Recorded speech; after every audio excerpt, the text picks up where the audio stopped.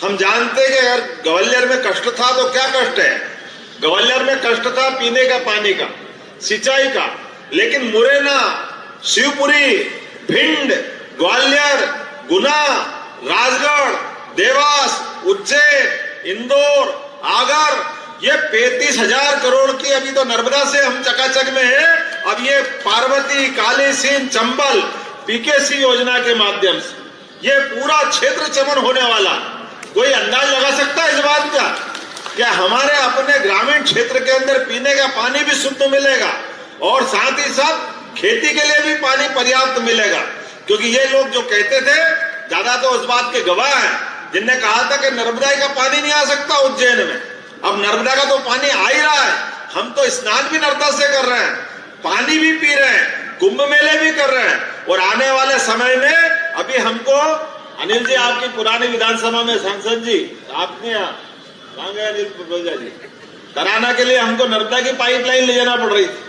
लेकिन अब ये जैसे काली सिंध का मामला चालू हुआ तो नर्मदा को कह देंगे भैया आप अपने और भी किसी क्षेत्र में ले जा सकते हैं, अब इधर की नदियों से इधर का पानी हम दे देंगे। शिप्रा जी के लिए एक अथॉरिटी बनाने वाले हैं जिसके माध्यम से शिप्रा जी जहां से निकलेगी, देवास होते हुए इंदौर, देवास और उज्जैन, इसके बाद रतलाम जिले में जाती है। 4 जिले में फैली होने के कारण से इस पे एक तरह से काफी काम करने की जरूरत है। मुझे इस बात की प्रसन्नता है कि बहुत जल्दी रिजल्ट आएंगे जिसके कारण से छिपरा जी में जीवन भर जल का प्रवाह भी रहेगा और छिपरा जी के अंदर आने वाले प्रदूषित जल से भी मुक्ति मिलेगी। उस अभी महाडिक साहब बता रहे थे, बड़ा उनको अच्छा भी लग रहा था और मुझे भी, चूंकि उनका छोटा भाई जैसा हूं, तो उन्होंने कहा कि आपके बैठने के बाद ये अच्छा असर आया कि पहली बैठक में जो निर्णय लिए ये खुले में ये मांस और ये जमाने भर की उल्टी सुल्टी दुकानें बंद होना चाहिए, तो पहले निर्णय से बंद किया और निर्णय किया। दूसरे दिन से दुकान में रिजल्ट भी दिखाई दिया कि हाँ वो खुले में ये वास्तव फूड सेफ्टी नियम का पालन करा रहे।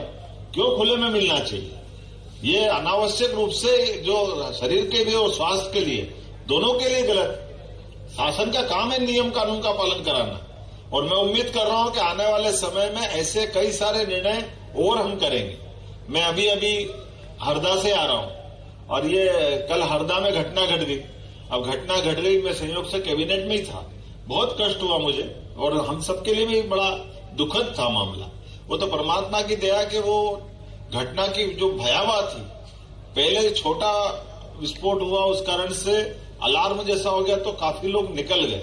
अगर वो पहली बार में भीषण होता तो पता नहीं क्या होता, लेकिन एक आदमी के भी साथ कोई चोट लगना वो हम सबके लिए तकलीफदायक है। तो 10-11 लोग का भी देवलोक गमन बहुत कष्ट का था। हमने तुरंत वहीं से कहा कि भाई एक अपना मंत्री तुरंत वहां एक टीम बना के भेजी और ये संयोग था कि हरदा हमारा थोड़ा अंदर का एक जिला है जहां पर ये तुरंत बर्न यूनिट वगैरह वहां नहीं थे, तो हमने कहा कॉरिडोर बना, ग्रीन कॉरिडोर बनाओ, एक साथ एम्बुलेंस, आग बुझाने की सारी फायर ब्रिगेड की गाड़ियां, तकरीबन पूरा जो जितना कर सकती सरकार, और एक सुबह बैठक की, एक शाम को की और इमीडिएट सारे लोगों की ड्यूटी लगाई। और हमने तो अभी कुछ लोगों को तो हटा भी दिया। मुझे लगता है कि थोड़ी देर बाद ऑर्डर आने वाला होगा कि अगर हमारी सरकार में काम ढंग से नहीं कर सकते तो नौकरी करने का आपको अधिकार नहीं। काम तो करना पड़ेगा, जवाबदारी से करना पड़ेगा और जवाबदारी में संवेदनशीलता भी चाहिए। सरकार के साथ जुड़कर के विकास के काम में मैं आप सबके साथ खड़ा हूं, अधिकारी वर्ग के साथ भी खड़ा हूं, लेकिन काम में ढिलाई पसंद नहीं। काम की प्रतिबद्धता ये हम सबके लिए आवश्यक है। और अब तो यशस्वी प्रधानमंत्री मोदी जी का समय है। मोदी जी के काल में नहीं होगा तो किसके काल में होगा? हम सब जानते हैं मोदी जी काम के लिए कितने प्रतिबद्ध है। नरेंद्र मोदी जी की सरकार है और इसलिए कई विभागों में कई प्रकार से कामों के मामले में अब हम दुनिया का नेतृत्व कर रहे हैं, दुनिया की उस अग्रिम पंक्ति में खड़े हैं देश के साथ। तो जब देश वहां खड़ा है तो मध्य प्रदेश कैसे पीछे रह सकता है? मध्य प्रदेश भी नंबर 1 आएगा, ये निश्चित रूप से आश्वासन देता हूं। और आज की सौगात की बधाई देना चाहता हूं। थोड़ा विलंब से आया, इसकी क्षमा भी चाहता हूं और उम्मीद करता हूं कि ऐसे और अच्छे नए यूनिट आप बनाइए। निश्चित रूप से सरकार आपके साथ है माटिक साहब, और भी कोई कठिनाई आएगी तो मैं आपके साथ हूं।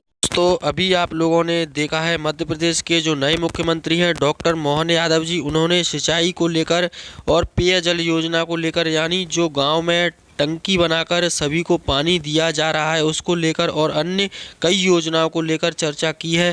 कहा है कि प्रधानमंत्री अब मोदी जी के नेतृत्व में घर घर टोटी वाला नल लगाकर पानी दिया जाएगा और सिंचाई के लिए भी खेतों में पानी पहुंचाया जाएगा। तो ये काफ़ी अच्छी बात है किसानों के लिए और उन्होंने बड़ी बड़ी योजनाओं के बारे में बताया है और 35,000 करोड़ रुपए के नए कार्यों का उन्होंने भूमि पूजन एवं देव शिलान्यास भी किया है। सिंचाई को लेकर उन्होंने काफ़ी जो है जोर दिया है। अब हर किसान के खेत तक पानी पहुंचाने का उन्होंने वादा भी किया है और अब किसी की फसल अब बिना पानी के जो है खराब नहीं रहेगी, वंचित नहीं रहेंगे किसान।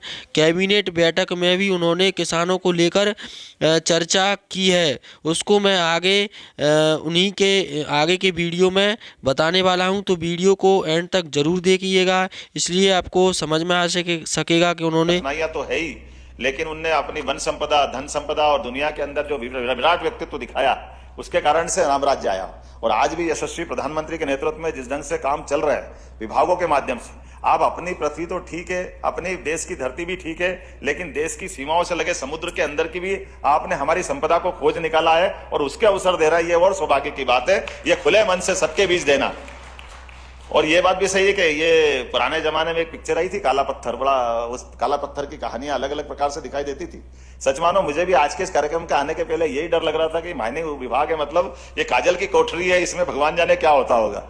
लेकिन आपने उसके ऐसे दरवाजे खोले चारों तरफ से, ऐसा एहसास कराया कि ऐसा लग रहा है हर ओर से ये शुचिता की बयार आ रही है, एकदम साफ सुथरेपन का हवा आ रही है। और मैं तो सम्राट विक्रमादित्य की नगरी से आता हूं, जिनका शासन सुशासन के नाते से जाना जाता है, लेकिन वो 2000 साल पुराना हो सकता है, लेकिन मैं मान के चल सकता हूं कि वर्तमान के हमारी सरकार के मंत्री और यशस्वी प्रधानमंत्री उसी का परिलक्षित रूप दिखाई दे रहा है। विक्रमादित्य का काल हमको एहसास करा रहा है कि हाँ वो काल कितना सुंदर होगा, जिसके आधार पर हमको गर्व है हमारी संस्कृति पर। क्योंकि जिस ढंग से आपने काम करना प्रारंभ किया, आपने अभी कुछ एजेंसियों को जोड़ा जिनका आपने का गजट का नोटिफिकेशन हुआ, उसके आपने प्रकाशन में जो मैंने सोच रहा था कि क्या काहे के लिए बुला रहे हैं एजेंसियों को, क्योंकि आमतौर पे किसी एजेंसी को जोड़ करके सम्मानित करना किसी सरकार के लिए हमेशा शंकास्पद होता है। लेकिन आपने कहा कि इनको जोड़ इसलिए रहे कि ये अपना शुचिता से काम करेंगी और जिस स्टेट में जाएगी वहां के मिनरल बताएगी और स्टेट का पैसा कुछ नहीं लगेगा, भविष्य में संभावना बड़ी लेके अलग आएगी और पैसा भी सारा भारत सरकार देगी। तो आम के आम गुठली के दाम होगा, इससे बढ़ के क्या मिलेगा किसी को, इससे अच्छा कोई मौका मिलेगा क्या।